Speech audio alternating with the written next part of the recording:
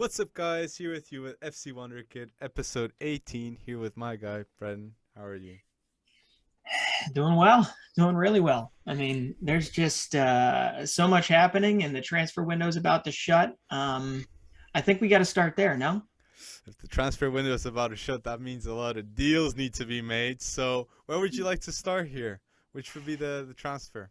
Well, I don't, you know, there was a little something that came down the pike, uh, and it happened just a little bit ago. Fabrizio Romano decided to tell us a little something that certain CR7, right? And I'm going to let you take the reins here. Okay. It's if I'd like to start by saying if CR7 is saying that he doesn't want to play and he want to see what's in the market, he knows Sure. something's up. Yeah. Like Cristiano Ronaldo knows something is up, and I know what it is. It's MBAPPÉ to Real Madrid, Uh, because I've got here in my notes. We got Varane that left Real Madrid for 40 million. We got Odegaard that left Real Madrid for 30 million. We got a mhm. contract of Ramos that left. So the spreadsheet is better than Barcelona. Okay, even without a Messi, maybe like they seem more organized financially. I know they're a mess right now, Kiel, but Yeah. truth is they extended Benzema. If they fix if the Bale situation, because Sure. I don't know, he might go to the Prem. Let's see. Okay, Tottenham will have a lot of money maybe, so Yep. Bale could go back if Oof. it's the right deal. But you see, a lot of money can be made. That's what I'm saying. So I fully expect to see Messi and Ronaldo playing together one day. So, and I don't know Wow. if it's gonna be this year or it's gonna be the next. But the moment I saw Messi going to Paris Saint Germain, I knew it. Because look at the opportunity that PSG have. A club that, yeah, it has history, but not a lot of history. Ronaldinho was there, but now, like, they will have the bragging rights of having Messi and maybe Ronaldo in the same team. Just having Messi and Neymar and Mbappe, that's already bragging rights. But now imagine Ronaldo and Messi. Yeah, but So, I get all that, and the connection you made, I had to think about it for a little while. Um, but there are things that should happen, and then there are things that shouldn't happen. And and Messi and Ronaldo sharing the field together, mm, it's almost like sacrilege in some sense, right? Just because of so many years of people comparing them. Why put them on the same field? I get why PSG would do it. But in the end, I don't know. I'm kind of rooting actively against this deal if it actually what? happens. Who knows? I'll probably tune in if and when they actually land on the same field together. But I just don't see it happening, man. It's tough. That is just too much. And if it does happen, it's probably going to happen in Major League Soccer, right? But that's what I'm But saying. If Ronaldo maybe is not. doing this, he knows Mm-hmm. something we don't. And maybe when the pod comes out, we'll know by Yeah, the time. But probably.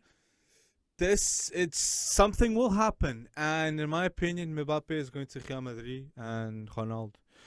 It's Yeah, beautiful, mate. Like there's if room. it's gonna be beautiful, and I think there's a friendship there. The rivalry, it's been 10 years, man. Like you've been sharing the tough for 10 years with someone.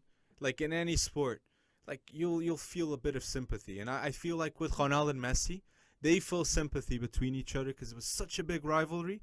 It's impossible not to share the same thoughts, because the truth is, no one or little to no people have lived the life that Ronaldo has lived.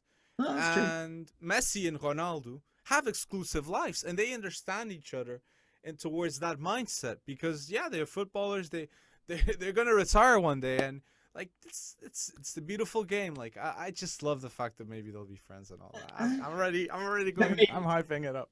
that maybe they'll be friends. That's funny. Yeah, maybe they'll wind up in Ibiza together. Yeah, you know, not to transition too far off this, but if you're like a guy like Manuel Locatelli, right? One of the big transfer deals done recently. Mm-hmm. This is another situation. It's not as is it as big Mm. as Sergio Aguero going to Barcelona and then watching his friend Leo Messi leave. No, it's not. But Locatelli and Juventus, they're primed. They're you got to say that they're favorites to take back Serie A, Mhm. right? And and then yeah, Ronaldo decides, It's hey, interesting there, but we're here on transfers, and Juventus did a transfer that I was quite surprised because I thought he was coming to Benfica. There was Caio mm, Jorge. Uh, yeah, I've watched him play sometimes. Like I'd say I've watched 10 to 20 games, 10 in between 10 to 20 games of Caio Jorge, mm, and he's speedy, and he has a good decision making in front of goal, and he's yeah, 19, so what they paid for him, I see City. Like I know Kaique, Meltinho, these are maybe they have a higher ceiling, but sure, Caio Jorge has a proper good ceiling too. Like yeah, I could compare him with Gabriel Jesus maybe when he was a Palmeiras. maybe Um, and they got him for cheap. I think that was cheap if we compare those numbers. it So, but very cheap. Locatelli is the player. That's one of the best signings in Serie A. And I've got here two other deals that I think they'll be really good. And one of them is Florenzi to AC Milan. I don't know what happened between Mourinho and Florenzi, but they mustn't be getting a feel of each other. Yeah, So AC Milan, they got him straight away, and Florenzi is a really good snatch in my yeah, opinion. and you know who that's really good for? That's good for U.S. men's national team player Brian Reynolds, Mm-hmm. who's probably not going to be going out on loan, but as a right back there with a high So ceiling, but definitely a lot more to learn. That's a big deal. But the whole Locatelli thing, and then I'll let you get back to mm-hmm. your other deal there. The whole Locatelli thing. I mean, Locatelli's a Juve fan, has been a Juve fan for years. Okay, Mm-hmm. so much so that when he was signed, his brother just posted on Instagram a picture of Manuel, his brother Mattia, I think his name is, posted a picture of Manuel back when he was like 11 or 12 years old, Oh, with a 27th Scudetto T-shirt with Juventus on it. Guess what number he took at Juve? I have no idea. Don't tell me it's the 7. 27. Oh, Yep. okay. He's 27. Yep. Okay. So he's got that. He's got a picture with that 27th Scudetto. I mean, the guy's been a Juve fan, so it's going to be really interesting there. But that's. I mean, come on. It was a 2-year loan with an obligation to buy. We all knew that this probably was the destination for Locatelli. Even during Euro 2020, there were rumors swirling about it. But ultimately, I mean, this kind of sets them, if they can hold on to CR7, this kind of sets it in motion that they're going to take back Serie A. But we'll see. Who was the other Serie A transfer though that you wanted to key in on? I had like I have here like the AC Milan was Pietro Pellegrini. Oh, I feel like maybe him being at AC Milan next to an Ibrahimovic, because I've seen a lot of players improving next to Ibrahimovic, and maybe this kid will take him seriously. And truth is, a lot of injuries have come to his life. Like yeah, he'd had a huge ceiling at Monaco. That deal was a deal with high expectations, and maybe it affected him a little bit mentally. And the fact that you're gonna be getting guidance, yeah. and him and I can't remember the name, the Swedish kid striker at AC Milan too, Oh, Emil. Emil Grobak.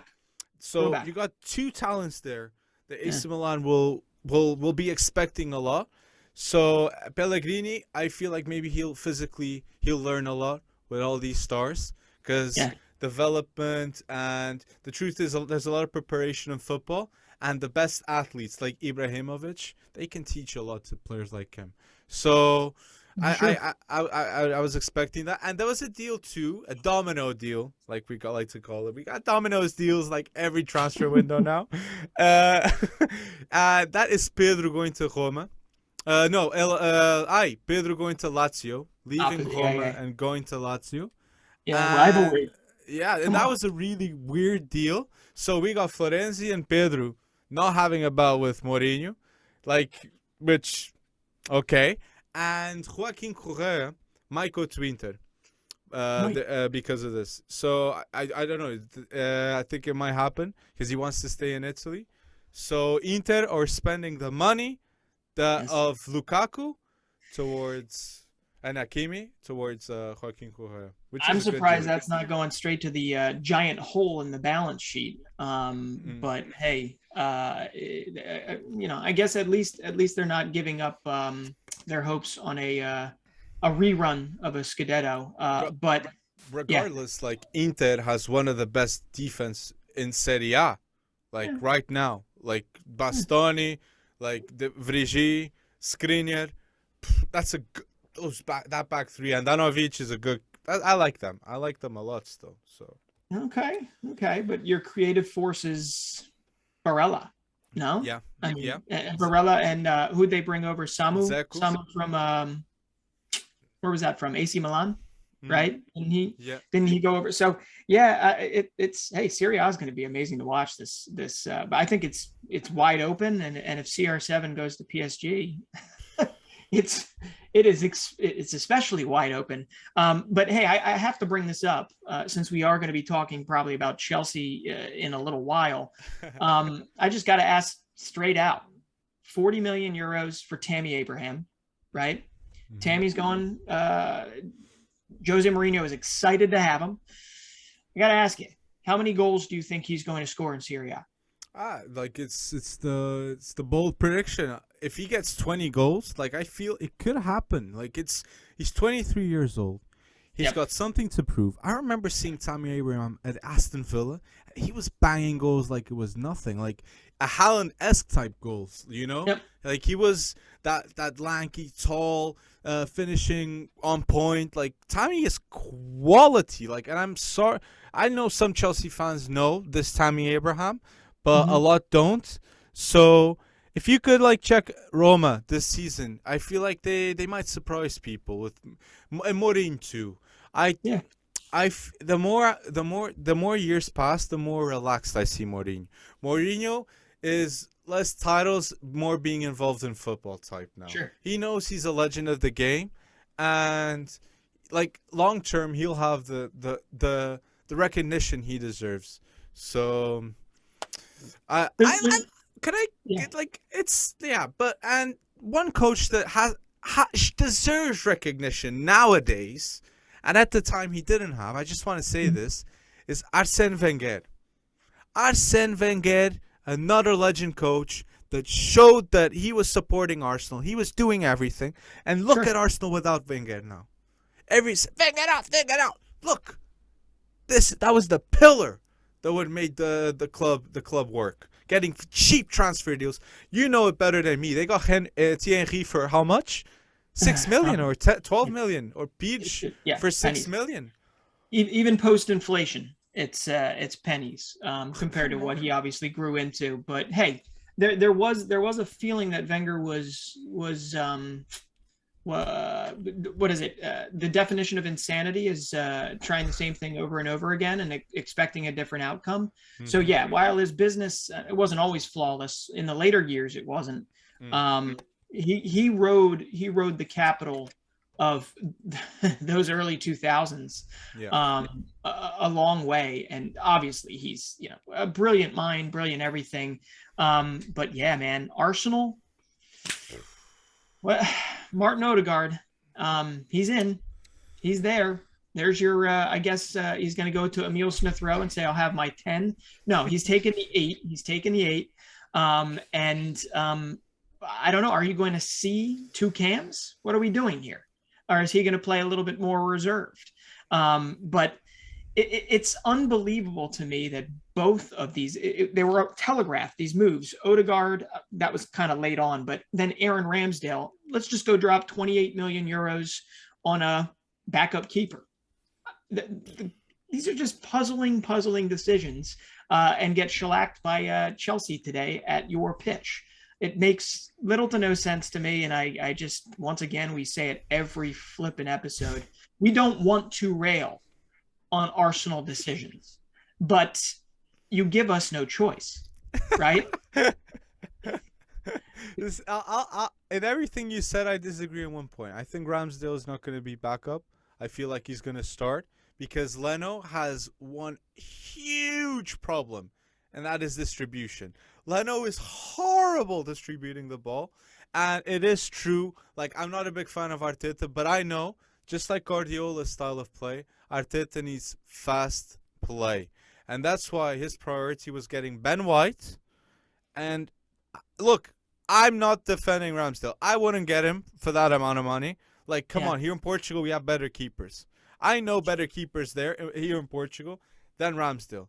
Look, it's bold to say, but there is. Okay, it's just Maximian that went to Granada. Like, if they're getting Nuno Tavares, like that's what I was gonna say. They spent 130 million.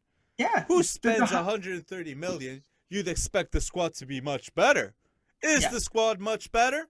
No, it's not much better. So they got Ramsdale, they got Odegaard, they got Lukonga, they got Ben White, and who am I missing? Nuno Tavares. 130 million, you get this. I know there's no European competitions, but you get this. Come on. They are, for right now, until City drops on Harry Kane or something, right? They are the highest spending club in the Premier League, and they're not playing European competition this year. Odegaard is a good signing, though, Brendan. I'm gonna say this. This is kind of a prediction too, and it's not bold. Like, I feel like when Odegaard played for Arsenal last season, in the back of his head, he was like, "Okay, what's gonna happen next year to me?" You know. Sure. So I feel like this year we're gonna see a much better Odegaard at Arsenal. Okay, I'm predicting this. And at Real Sociedad, I remember seeing Odegaard like being very comfortable in which going to the wings, sharing a bit those combinations with Oyarzabal. So I think Smith Rowe with Odegaard will work out, but will it be with Arteta? I'm not sure. And maybe it shouldn't be with Arteta. Okay, maybe it should be with a proper coach. Based on watching, it's a proper talent. Based on watching their whole left side just get destroyed by Chelsea's right side today. Something very clearly needs to change. But man, I'm with you. I want to see Odegaard succeed. Hell, I want him at a place where he can become a club legend, not just bopping around the continent. Thinking about, I don't know, the grass is always greener on the other side or something. But hey, I'll tell you what, Odegaard. That was one we've been talking about, in terms of what destination, where it would be. We always thought kind of in the back of our head, Arsenal would come back in for him.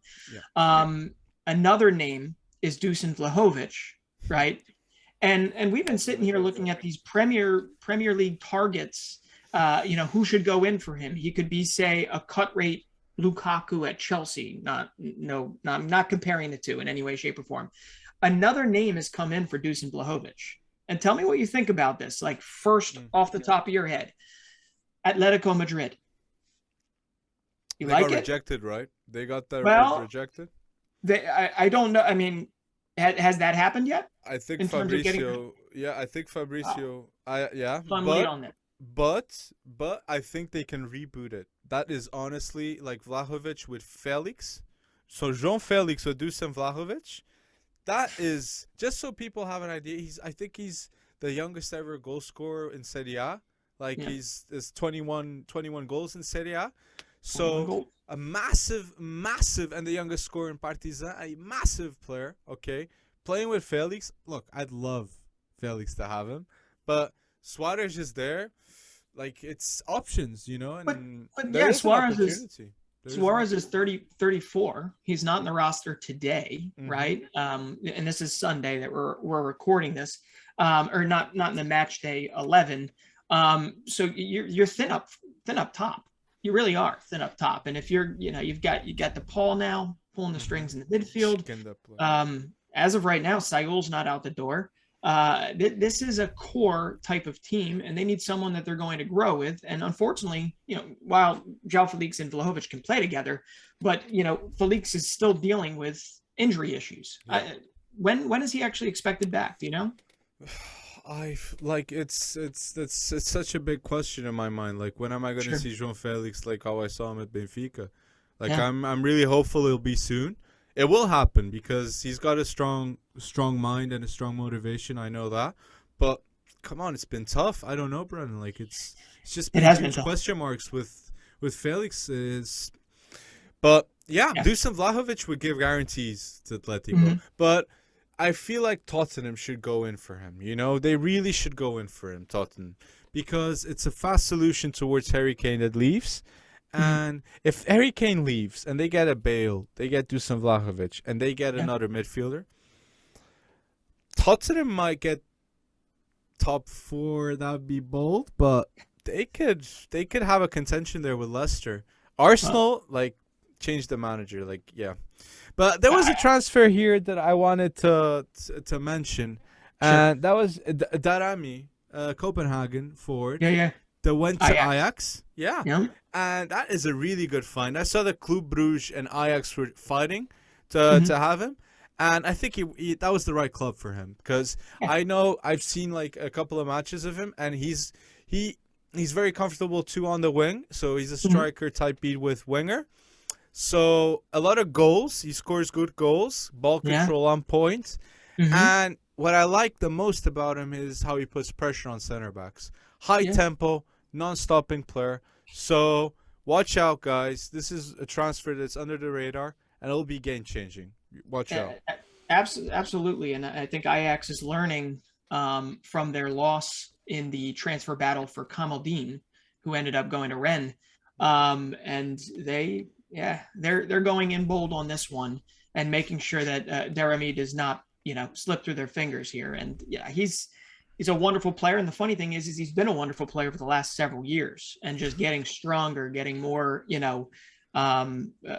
just homing his game as he waits for this type of a move, and has been great for Copenhagen. So He's 19.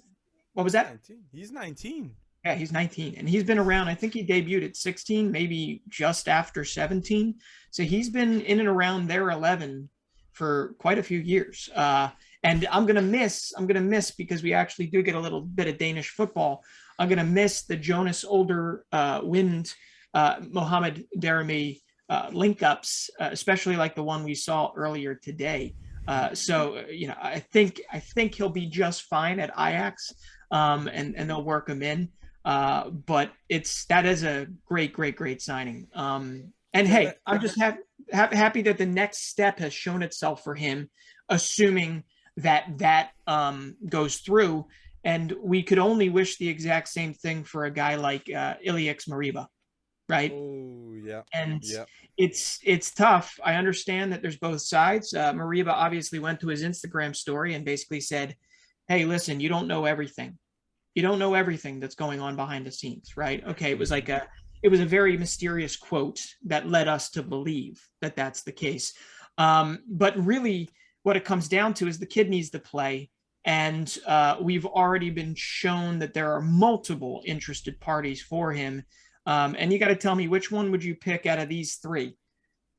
Red Bull Leipzig, Manchester City, and Chelsea have all reportedly said or registered interest in Moriba. Where would you go if you were him? You know who I'm picking. It's Leipzig there. It's Leipzig. Like Yeah. Brobbey, Moriba, Yeah. so many talents would be there. It's even your guy, Caden Clark, right? Yeah, Caden So- Clark will be there soon enough. Yep. So, do you have any transfers you want to mention? Like, to go next. Actual transfers? No, I mean, we covered all the ones that we really like. I think the other one you have to watch out for is there's a little bit of a transfer battle going on between Tottenham and Manchester City for Pape Matar Sarr, who's a young midfielder at Metz, and he played phenomenally today versus Ream, or was that yesterday? And this is a kid you're going to hear more about as it kind of all comes together, but definitely one I think is not going to stop anytime soon. Did you have any others? Nah, that's pretty much we covered a lot of it, and Ronaldo. I had like 3 others on here, but Ronaldo just pushed all 3 of them off. So we'll well, make that deal, Ronaldo. Make that deal. So let's go to the next topic. And before we start talking about this next topic, I have to say, any players you think like should be mentioned in the best players in the week, Wonder Kids or not, please go down below and comment who do you think should be a player highlighted this weekend. And yeah, we will answer it. We're always answering comments on YouTube. So yeah, guys. So who is the player that you want to highlight, Fred? I'm curious about Oh, this one. I mean, I got to start with Dominic Sobosai, right? I mean, come on. 2 goals, Ooh, he 4-zip was. Red Bull Leipzig win over Eintracht Frankfurt. The first one was a ridiculous stunner. I mean, it's so fitting for Soboslai. I mean, this guy has been through injury hell over the last 7 months. He's had, ups and downs in terms of his actual recovery. He helps Hungary earn their ticket to Euro 2020, only to not be able to take part in it. Mm-hmm. And now he's got 3 goals to start the year, and he's got his first 2 Bundesliga goals in his pouch. And I think he ain't stopping here. He really isn't. And it's just so awesome to see. I mean, how happy does that make you? I know you've been a fan of him for a while. So, I've been preaching Dominic Szoboszlai for so long, and seeing those 2 goals, oh, I yeah, was so happy. Like he deserves it. You said it. Going through injury, tough injury, and seeing the Euros that yeah. he made it happen. Oh, he deserves it. Like, oh, that was a good shout out, and the screamers too. Like, The first wow. one. First one Like, is exactly what he's made of. I mean, he will do that again and again because that's kind of something at that angle, that corner. You're not looking at it, and most people don't say, "Hey, I'm going to hit it from here." He will do that time and again and surprise the crap out of you, and generally catch the goalkeeper off, and boom, it's in. But I got hey, a bold statement like of Dominic Szoboszlai. Like this is bold. okay, I'm gonna go bold. Dominic Szoboszlai is as good as James Ward-Prowse is at set pieces. ooh, Like ooh. Dominic Szoboszlai is a king on set pieces. That is, I've been watching him for like 2 years, Yeah, and he's got that Messi-esque free kick type. Something's gonna happen. Like people get worried when he goes. So I went bold there. I yeah. went a No, bit I bold. mean, I'm not even going to fight you on it because you go bold every day now. It's exhausting. No, just kidding.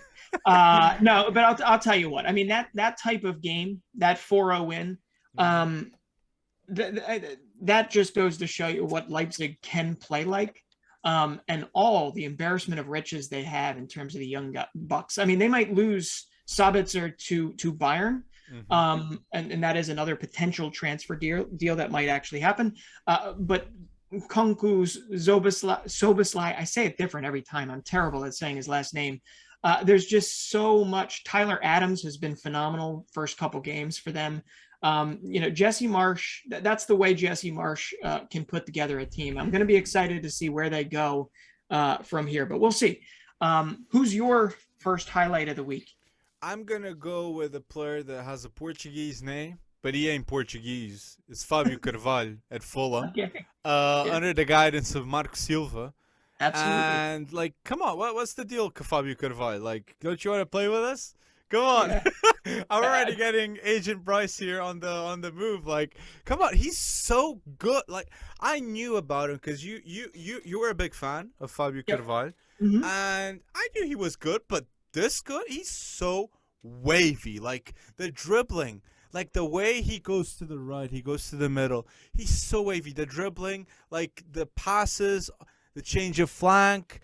Yeah. This is, if you don't know him, he's one of the youngest players in the championship with Mark Mm-hmm. Silva. He's 18, and the kid has 4 games, 3 goals, Mm-hmm. 1 assist, Mm-hmm. and 10 key passes. Yeah. Okay, these are stats that like you're gonna see him play, and if you see him, you'll see what I'm talking about. Yeah. He's not. And He's unique, and, and, man. and the Carvalho, Fabio Carvalho, that progression was kind of halted in some respects because of the up and down nature of Fulham over the last couple years.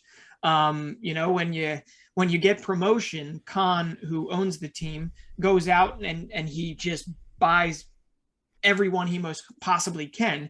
And the second time around, when he probably should have found some space for Carvalho to grow and develop in their not their 11, but in their match day squad, he just doesn't do it.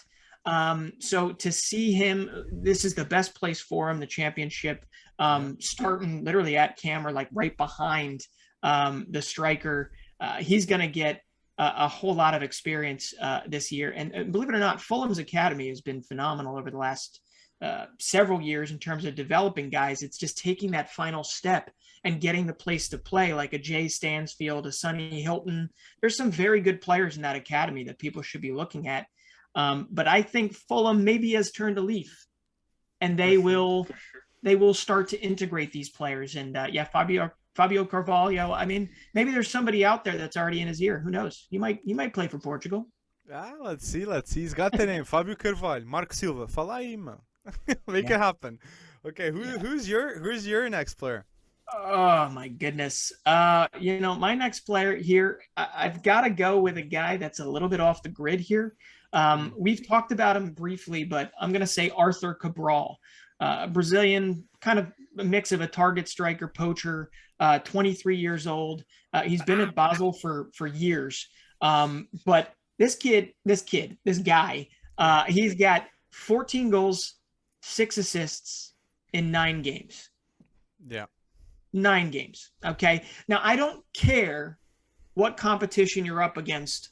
If it's professional and you're putting that many goals against that, in that amount of time, someone deserves to be taking a look at you. And this is what I don't really understand. With a Vlahovic, 21 years old, 21 goals in Serie A, with Cabral, who's been doing this at Basel for several years now, I am just confounded that there are not, or befuddled, whatever word you want to use, that there are not more teams publicly circling around these players, right? Yep. And literally stating their intent to sign them. Because, Cabral, Basel, you can say, is not, the tier of whatever, but ultimately, Briel Mbolo went through Basel, right? Manuel Akanji went through Basel. Mo Salah went through Basel. El Yunusi went through Basel. Some are obviously Salah, we know, stands out there, but these are phenomenal players that, Basel has done a very good job at developing this guy, and they're enjoying their football this season. So have you heard of him, been able to watch him at all? Yep. And there's one thing about him I like a lot. He's so active in social media, commenting like Fanatics Football. I don't know if you know this page. It's really good Brazilian page, and he's always commenting on it, like saying "Ay, brabo," like saying. And then he actually commented after the crazy stat that you just mentioned. Like he actually commented, he commented like, "Oh, people saying I just did it at Basel. It's so easy." So he does know that people do comment that. So that must be his motivation. I'm gonna double these numbers, and you'll see if it's easy. So I like that mention there. I'm going to go with a player that's really well known, but not well known at a position he played, and that's Gabriel Jesus. Okay. I watched that game against Norwich, and I was watching Gabriel Jesus on the wing. Yeah. What's this? Why haven't you been a winger? Why haven't you been a winger earlier? Okay? Because what was those crosses? Even the crosses were on point, but what I like the most about Gabriel Jesus on the wing is the runs. The runs are so good and at the right time. So I wanted to highlight this, because Gabriel Jesus does get a lot of criticism. Now, even now that Harry Kane talk, people saying, look, you're a striker, you should be delivering. Why are we getting 150 million? So if he goes to the wing and you have a substitute striker with Liam Delap just renewing his contract until 2026, Gabriel Jesus on the wing, Delap on the bench, they're setting it very well, in my opinion, there at City. So that's two assists, right? I know it was Norwich City, but 2 assists, correct? But it's the way he did it. He was so comfortable playing on the wing. Yeah. Well, and hey, that's a good shot, and I'm going to stay in the Premier League because I don't know if it was the week or the first 2 weeks of the Premier League. I don't know what got into the right backs in the league. But man, there are a lot of young right backs balling out. And let's start earlier. Let's start, go back to week 1. And I got to say, Japhet Tanganga, who can play center or right back for Tottenham, he was phenomenal. I can't go as far to say he pocketed the City offense, but he was absolutely everywhere for them. Now he was okay today in their win versus Wolves, but hey, you might recall a couple episodes ago, I said that Tottenham are going to be like the West Ham, and I know it's early, right? West Ham from last year, where everybody thought West Ham was going to be fighting for relegation. Nobody thinks Tottenham's going to fight for relegation, but you know what I mean. Yeah. Okay. They have now come out with 2-1-0 wins. And Tanganga has been a big part of that. Kid's only 22. And a 1-0 loss. I just wanted to say that against Passos Ferreira. That it's a well-known club. Come on, people are hating on Passos Ferreira, but they've been in European competitions they've been in European competitions soon. And Diogo Jota played there. I just wanted to say that, but continue. Yeah, and that 11 obviously from Spurs. That 11 looked a little bit different than the 11 that went out against Wolves or City. I don't even think Tanganga was in that 11. No. But no, this is all the headlines surrounded them, and obviously Harry Kane making his way into the game today maybe takes a little bit of pressure off of it. Who knows what's happening? Maybe they're reintegrating him. Who knows? But ultimately, Spurs have, I wouldn't say defied the odds, but they've started the season with 2 wins. And Tanganga is a big part of it. And the midfield has been a big part of it. Harry Winks was great. Højbjerg's been great. But that's one of the right backs, Tanganga. I think you might want to mention the other one or one of the other ones. The other one, another player with a Portuguese name, mate, like Valentin Livramento. Livramento is a Portuguese name. Like I was, no, but I you know more about Livramento than me. But I'll be honest, like what I saw today against Man United, that was a proper battle-tested right back right there. Yeah. Like he did, like okay, when he fell, he went back up fast. There was a moment there in the 80th minute. Like he's 18 years old. He must be drained, and he just comes back up, and he's crucial in the ball possession. Yeah. So he like that 1-1 game against Man United. He was crucial. So that's the right back, right? And 5 million, right? Livramento cost 5 million for them. And he must have just answered the call. They said, we're going to put you right into the 11. I don't know what Kyle Walker-Peters did to anybody, but Tino Livramento was the Academy Player of the Year at Chelsea. Okay. And this is an embarrassment of riches that Chelsea has created at the right back position. You've got Livramento and you've got Tariq Lamptey going out the door and starting to make their careers elsewhere, while it hasn't been a bad decision to let them leave, because who have they left behind? Reece James, and Reece James today against Arsenal was the reason why Chelsea beat Arsenal. So unbelievable in all this, and we're forgetting one. We'll go back to Reece in a second, but this game was a little bit earlier. The other right back I got to bring up here is Trent Alexander-Arnold. I mean, you talked about it. If he gets proper defensive support, the guy can do what he's born to do, which is deliver a cross, deliver a key pass, and he had like 7 key pass. He was phenomenal versus Burnley. So all the right backs getting in on this. But that Liverpool game, like I like to highlight another player in that Liverpool team. It's a player that he's 18 years old. And he had a lot of combinations with Trent, and that's Harvey Elliott. And I'm not going to say that Liverpool shouldn't get another midfielder, because I do believe they should get another midfielder. But Harvey Elliott does give a little bit of guarantees here. The kid is a baller. He's one of the best 18-year-olds out there in terms of playmaking ability. The ball on his feet, he can think it all. And Klopp knows it. So there's a reason why a big club like Liverpool is putting an 18-year-old on the pitch, and it's because Harvey Elliott is a baller. So, and there's another player that I was going to highlight, and that's Reece James. Like, Reece James, a goal and an assist against Arsenal. I know Arsenal is shambles, but it's still like a London derby there. And it is a big moment for Lukaku even. Like, that assist to that first goal, it's what we're going to see this season. A quick cross, Lukaku's there. There you go. Now they have someone that's always going to be there. So it's actually going to be scary, man. Like, did you think it too? Did you think it too when Lukaku put the ball in net? Did you say that to yourself that Timo would have missed that? Yeah. I wouldn't say he missed that. I would have said he wouldn't be there. He wouldn't be there because you okay. need. I don't. I think the full package with Lukaku is Lukaku. Like two players need to be marking Lukaku at all times, and he's so good passing the ball to his teammates and giving space to others. Like Reece James had no one covering him; he was loose, and it was loose because Lukaku has all the attention on them. So I don't know. Like Chelsea fans get.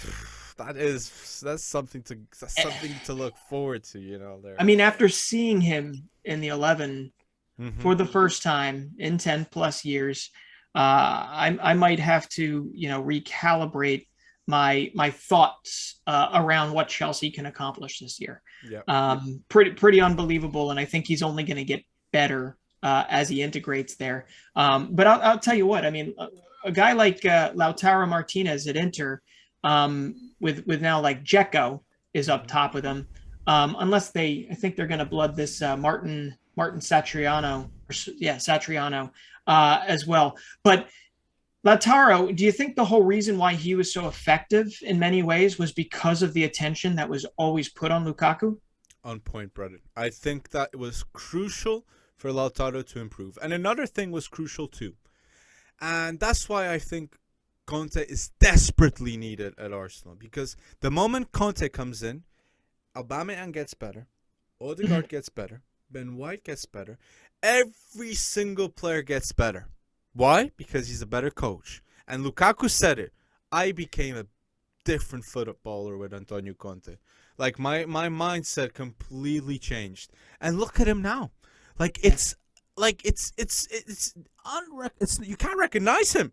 Like looking from United to Chelsea. Right now he's got a proper athlete body. So he could be in the nominees for the UEFA awards, right? So he's good. You never know.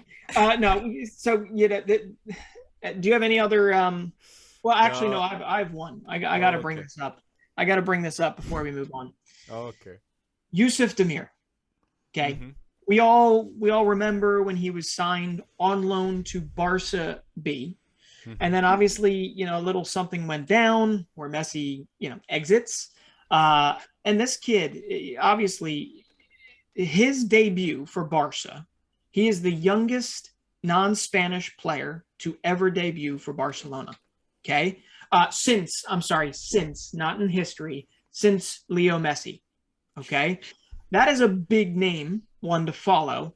But two, it could be a product of the situation going on at Barcelona, or it could just be that he's turning heads. He's doing the right things in training to find time. I think you're going to see a whole lot more of Demir as the season progresses. And we've seen him. We don't get to watch as much of him as we would have liked for Rapid Vienna, but he is a proper prospect when it comes to, if Ronald Koeman wants to create his first star there. And by the way, he's giving Pedri rest, so that's great. But Yusuf Demir, if you consider the quality that has gone through the ranks at Barcelona, this looks like a team that is the perfect place for him to get minutes moving forward. That's so weird to even say. Mention that, it's finally Pedri gets a rest, man. And then Yusuf Demir, I don't know him like you do in Rapid Vienna, but what I've seen of him, he's got the touch, and he could be impressing in training. You're right there. Yeah. All right. Well, could work out. Any others? Well, I've got here. My last one was Gonçalo Inácio, because again, Portugal, he's a 19-year-old center back for Sporting. And I'm going to go bold here. For me, Gonçalo Inácio is top 5 center backs under 20 in the world. Gonçalo Inácio at Sporting. Very under the radar. One of the best ball-playing center backs under 20 in the world. I can guarantee you that. And you'll hear about him. Gonçalo Inácio. He's the first runner for me for the Ruben Dias duo in the next World Cup. I'm saying up and coming. He's really good. Really is Inácio, is he like is he a big player? I mean, what was his goal like? I saw he scored, right? Yeah, it was a simple like cross in. He's there. He's at the right place at the Okay. right time. Like it was the first goal with fans there. But what Nice. I like about Inacio, it's like first of all, every player says he's very mature, very very good conduct. Hmm. Plus, it's the ball playing ability. He's very special with that. It's really on point. So Okay. yeah, that was the mention I wanted to do. Nice. Well, Uh, if you're gonna mention him, do you also want to mention what do you know about Marato and what he's Murat is a very good center back too. That I was expecting for him to play more this season. If you guys okay. go see way back, like the Benfica Hmm. expectations, because Moratu in the youth league was like a cheat code. Like if you're seeing Morat now in the Primera Liga, imagine Moratu in the UEFA youth league. Like he was playing around with everyone. So when I saw that, I knew this kid was a baller, and confidence wise, he's got it. He's what I like about Moratu playing at Benfica. He's very good predicting what's gonna Hmm. happen next. There's a lot of saves he does, like the last one to beat, which he should be. He's a center back there too, but Hmm. like he's been key. He's been key. So now with this game against PSV, let's see what happens. But yeah, a good player to mention too, Murat. Good Yeah, player. yeah, and he was great versus PSV. So, all right, well, Well, next topic. So yeah, the next topic we got here was a little bit under the radar too this week, and that was the UEFA Awards. yeah, So if you guys don't know about it, the UEFA Awards is basically who was the best in the UEFA competitions. I know the name says it all, but it's the Euros, it's the Champions League, but don't count the competitions that aren't UEFA, okay guys? yeah. So man player awards are De Bruyne, Kante, and Jorginho. Are they the best players in the world top 3? No. That's a different conversation. But they're the UEFA top 3. Yeah. So, do you have any idea who might win it? Well, I'll tell you what, they have certainly pivoted away from it just being Messi or Ronaldo Mm-hmm. these days, because those are three names that obviously we would have never really. I mean, who won it last year? It was Lewandowski, right? Last Mm-hmm. year. Yep. So yeah, I mean, looking at this, it kind of comes down to the fact that if we're naming all the UEFA competitions, who did best in pretty much All all of of them, them. and that's why I mean, odds-on favorite for me has got to be Jorginho. No, Fact. Yeah. yeah, Fact. If De Bruyne had won that Champions League, yeah. I think De Bruyne would win it. But yeah, should it be like that though, Brandon? Like, should it be like who wins the most competitions that wins it, or shouldn't it be like who performed the best and showed the best quality in it? I Because suppose that's why you have the Ballon d'Or, right? You well, know, but is the Ballon d'Or will take in consideration like heavily the UEFA awards, won't it? yeah, uh, So it's like my top 5 in the world right now currently has Messi, Cristiano, Lewandowski, Mbappe, and Neymar. yeah. That's for me is the top 5. Like Haaland is not. He's touching base there. Lukaku touching. There's a lot of players touching base, but Jorginho ain't there. De Bruyne could be there, but Yeah. Well, I don't. hey, that Lewandowski shout is top five in the world over Mm-hmm. Holland. Yep. That kind of negates what you said last week or 2 weeks ago, huh? No, last week I Uh, said no. For me, Holland is going to be the best scorer in Bundesliga this season. okay. But I Okay. do think Lewandowski is better than him. And there was news too that Lewandowski might leave. So, but Yeah. I would like to talk about this because I feel like it's a better discussion than the top 3 players. It's the top 3 Yeah. managers. Like if who's gonna win it for you? Because I have my doubts. Because I feel like it should. The nominees are Thomas Tuchel, Mhm. Roberto Mancini, and Pep Guardiola. Yeah. Who will win it? In my opinion, is Guardiola shouldn't win it. 100% shouldn't win it. For me, he's the third place there. Third place, I agree. Guardiola. I agree. Yep.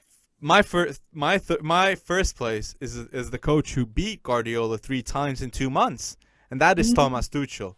Because the fact that Thomas Tuchel went to Chelsea in such short time and he managed to have such a big impact in winning the Champions League and outclassing a coach that spends so much money like Guardiola 3 times in 2 months. Yeah. That yeah.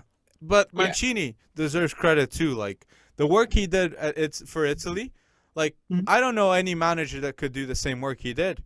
So No. that's what makes him special with Italy too. So And remember, you brought up who was it that has been Mourinho, becoming a little more docile over the years, right? A little more relaxed. Talk about Roberto Mancini, right? yeah. He has followed that exact same trajectory. You may recall, a relatively tumultuous exit from Manchester City, which is what I love about kind of like this parallel here. But Roberto Mancini would be my pick.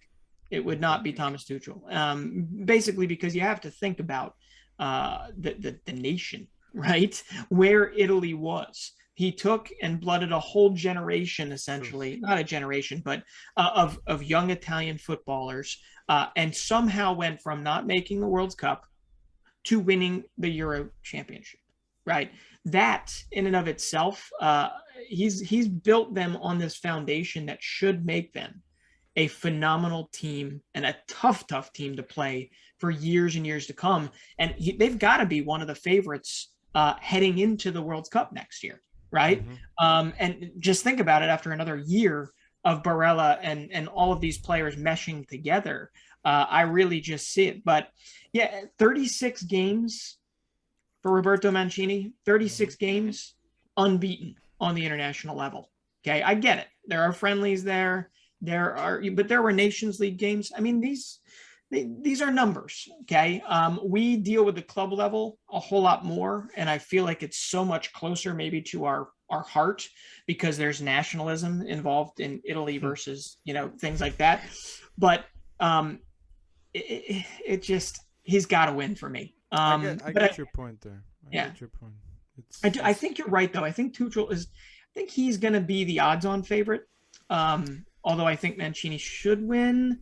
I just think it's pretty fitting that the guy that turned Manchester from red to blue, or started the trend of turning it red to blue, is the guy that winds up literally making Europe blue. That's a good one. That is a good analogy. That is a good analogy. I'm that guy that gets the jokes late. Like, geez, it's just been proven in video. Like, but yeah, it's I wouldn't be surprised if Mancini won it, but Thomas Tuchel, like, the difficulty, I just go crazy with this dilemma. But so yeah. we basically kind of get the idea that who wins the Champions League gets this award. So this season it's an open pawn, right? I know we need the qualifying games, the playoffs. I want to see if Benfica passes with PSV, see all that. Like, there's matches to happen. So, but who do you think might win it? Well, group stage, I just love the fact that it's back. Group stage starts in 3 weeks. Group draw is at the end of the coming week, so we'll know who's got maybe an easier route to the knockout stages. But I've been waffling back and forth with this. I've been thinking about it, and ultimately I realized I hate predictions, dude. This is too tough. Looking at the additions, PSG is a favorite. Yep. They have to be a favorite. It's really hard to repeat as a Champions League champion. So, looking at Chelsea and the addition of Lukaku and all that, that's great. But I just think it's going to be new blood, and I'm going to go with the odds in this particular thing. But, Messi still has to play a game. Sergio Ramos still has to play a game. Cristiano Ronaldo has to do that deal where, MBAPPÉ, no, just kidding. They can win it without him. And there's still question marks. Even after all that, there's still question marks with PSG and whether or not Pacha's the right guy to take him forward with this. So, I think if you're getting rid of the away goal rule, I don't know why this would even be a factor, but that is a new thing for the Champions League coming this time around. No away goal rule, which would wipe out some of the most momentous wins ever. I'm going to go with sheer power, sheer star power, and I'm going to say PSG. Okay. Very long-winded. I think Who's your like the storyline with PSG is, I was telling you like before the pod, like it's the Parisian Galacticos now at PSG. Like you got yeah. Rams, you got Messi, you got a lot of stars, and by having a lot of stars, even the goalkeeper of the Euros is there. Like these guys need to be the top contenders. And the underrated thing with PSG is they got Kimpembe there, they got Marquinhos there, and now they got Mhm. Rams there. It's like the amount of center back talent there, the depth, it's very, very good. But I'm Yeah. gonna talk about like more the teams that we'll judge if they don't go anywhere. And Sure. if Juventus with Cristiano doesn't go anywhere, like the reputation that of the transfer move of Cristiano to Juventus, it Yeah. kind of be tarnished there, because people will think about it as, look, they lose their momentum with the league. Mhm. They actually become a worse club all around. Like the impact wasn't that good. So I feel like Juventus have a lot to prove in this Champions League. And the other Mhm. storyline I wanted to mention was Bayern Munich, because Bayern Munich now they have a young coach with Julian Nagelsmann, Mhm. and pieces like, if they get Sabitzer, okay, Mhm. I feel like that might be the move. It might be 40 to 50 million. I don't know the money on it, but it'll be the type of move that'll look like 100 million towards other clubs, because he'll Yeah. be so good with Bayern Munich. So my top candidates, even United was there. I feel like United could surprise people in the Champions League. Yeah. Varane is there now, and there was a point in the Southampton game that I was saying, damn, like United have a lot of offense talent there. Yeah. Sancho, Greenwood, Brune, Pogba. Like, there gets to a stage in which you got so much offense, like a lot can happen in the game. And maybe with Varane there, because Lindelof, I don't get it, man. Like, why you keep on playing him? Like, he has a good passing ability, but just put Varane there with Maguire. The sooner the better. Sure. But going on with that, he might be good for them in the Champions League setting. So let's see. I feel like they could be contenders too. And Chelsea, yeah, you're so right there. Chelsea must, if Real can get the double. Okay, they had one of the best players in history with Cristiano, but Mhm. they had a transition coach too. They won it with Ancelotti, and then they won it with Zidane. I don't know. Like, can Chelsea get a double? They can. Will they? Unlikely, but they got depth for that. They got depth for that. Yeah, and that, the route through the group stages, that actually does matter when it kind of comes down to this. Yeah, and another one I was looking at was like, could this be the year where there's a cannibalization of big teams, right? Mm-hmm. Where Chelsea's strong enough, United could be strong enough. Yep. Manchester City has a chip on their shoulder, and we've spent a whole bunch more money. Not we, but they've spent a Yep. whole bunch more money in order to get this thing. And could it wind up being the team that has a system, the team that literally has a culture built around it and has kept its core intact, like an Atletico Madrid? And that's what led me to looking at their roster and saying, wow, they're pretty thin up the top. Okay. If Suarez, but Simeone has shown he can do it. He's been very good for some years' time. So they don't always play the most attractive style of football, but you got to have them up there as well, at least with a shout. But what do you think? I mean, Premier League wise, Manchester City, does it come down to the fact that they need a striker in order to Mm-hmm. do that, or can they do it with their current roster? They can't. They can. Manchester Okay. City can't win the Champions League with their current roster. Only if Ferran Torres has a huge development. And That that's is big. the only way, and that is something big, exactly. Or Liam Delap, Yeah. or those two have a huge development, or that I can't see that happen. They need the striker. My wild card though in the Champions League is the wild card that has the top 10 player in the world, and that is Dortmund. Like, Yeah. Haaland is there. Anything can happen. Like, any game, any team that goes against Dortmund, you're going to maybe get outscored because they have Haaland. So I Yeah. feel like a Jude Bellingham is even going to be better. Royce with all these young bucks, Gio Reyna. Like, they need to sort the defense, I know. But, Yeah. like, they're a wild card there, So, like, Yeah, it's. Yeah, But, and hey, when they're on, they play really, really great football. I hmm enjoy watching them, and that's not just because Gio Reyna is playing a big part for them, but they do have a lot of great pieces. I think they're a little ways away. The issue is, yeah, when it comes to Champions League, and you are a club like Dortmund that tends to sell your players for a whole lot of money yeah, because you're really good at business. But when you tend to do that, it's now or never. But yeah, if they're going to make their way through the knockout stages, they better be scoring 5, 6 goals a game because their defense is not going to cut it anytime soon.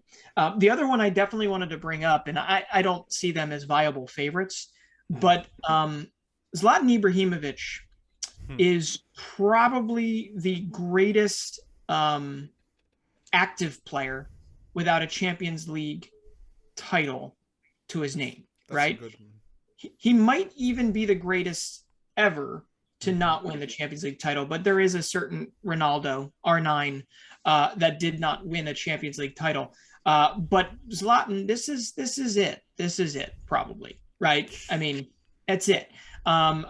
Milan did finish second last year. They only made it to the round of 16, I think, in the Europa League.